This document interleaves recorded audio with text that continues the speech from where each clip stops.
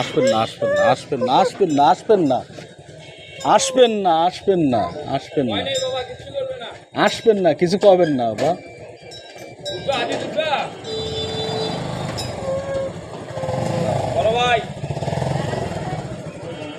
ভাইজানো দোয়া দিবা বিদায় বেলা তোমার 200 টাকা দিবে ভুচি খাওয়ার জন্য। আল্লাহ পাক যেন ভালো লাগে বড় ভাই আম্মুর কাছে যাবা? আল্লাহ সেগুলো 10 টাকা দিবে না ভাই 20 টাকা দেন।